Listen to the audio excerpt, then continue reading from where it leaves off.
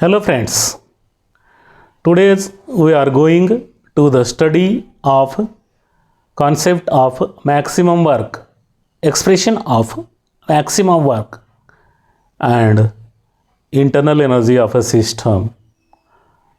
We can see one by one. First, concept of maximum work. Maximum work is obtained in thermodynamically reversible process. Suppose PEXT is external pressure, that is opposing force. P is pressure of gas, that is a driving force. Delta V is change in volume, that is difference between two volumes, initial volume and final volume. And delta P is the change in pressure, that is difference between two pressures or two forces, that is a driving force and opposing force. We know that the pressure volume work, that is PV work, is given by the equation W is equal to minus PEXT into delta V. This equation shows larger the opposing force, more is the work done by the system.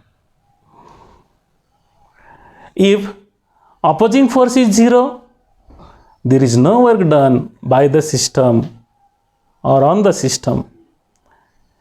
If opposing force increases from 0 to more, the more work done by the system.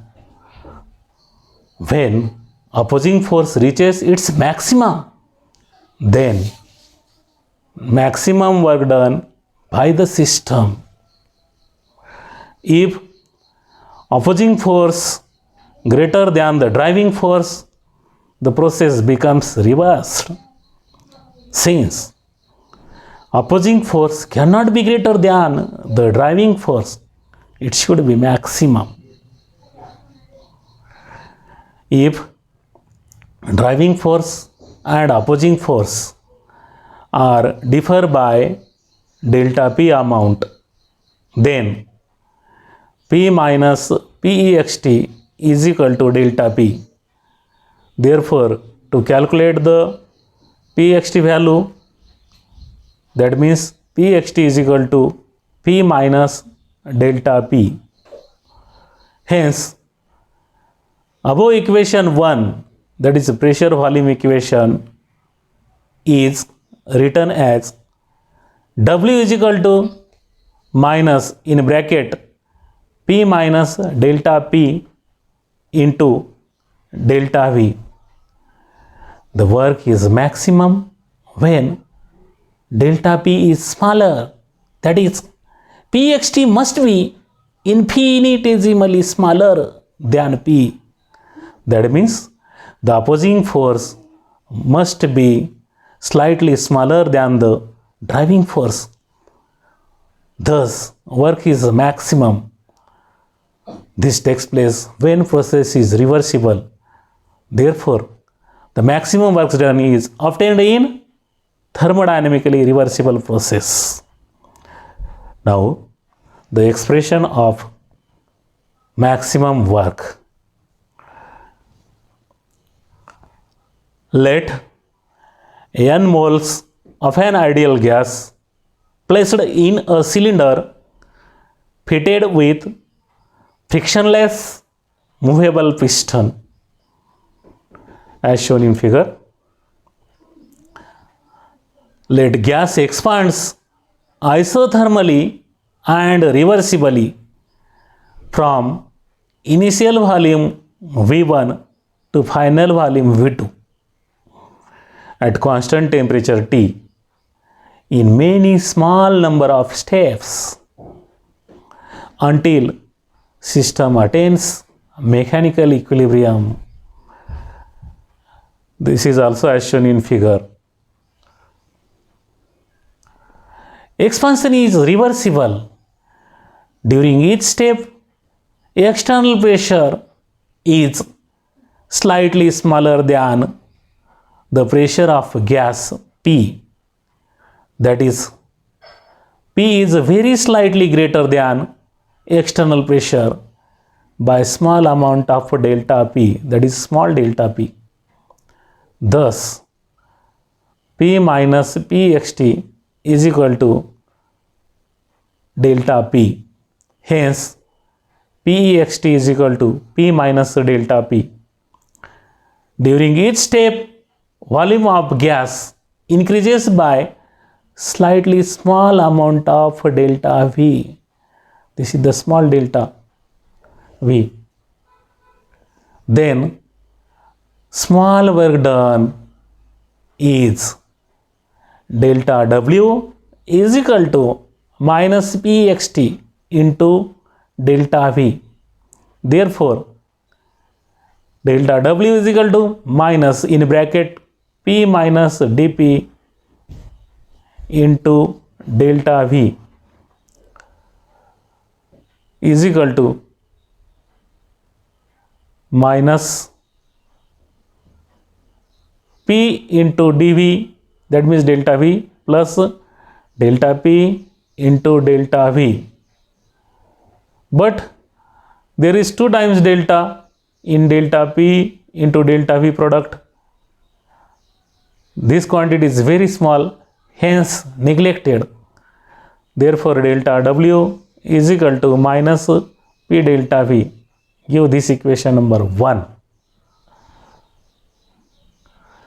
The total amount of work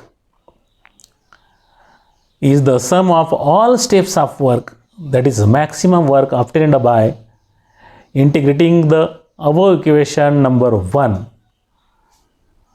Therefore, integration of delta W in between the limits initial state to final state is equal to minus integration of P into delta V between the limits V1 to V2, that is initial volume to final volume. Therefore, the W max is equal to minus integration of P delta V between the limits V1 to V2. We know that ideal gas law equation is PV is equal to nRT. From this equation, we can calculate the value of P. Therefore, P is equal to nRT divided by V, where P is the pressure of gas, N is the number of moles, R is gas constant, and T is absolute temperature, and V is the volume of gas. After putting this value of P in above equation, we will get W max is equal to minus integration of nRT into delta V divided by V between the limits V1 to V2. Therefore, W max is equal to minus nRT integration of dV upon V between the limits V1 to V2, because T is constant. Therefore, W max is equal to minus nRT natural logarithm of V between the limits V1 to V2. This equation also can be written as the W max is equal to minus nRT in bracket natural logarithm of V2 minus natural logarithm of V1. This equation also can be written as again W max is equal to minus nRT natural logarithm of V2 divided by V1, where natural value of natural logarithm is equal to 2.303 log to the base 10. Put this value in above equation, we will get W max is equal to minus 2.303 nRT into log of V2 divided by V1 to the base 10. According to Boyle's law, at constant temperature, P1 into V1 is equal to P2 into V2.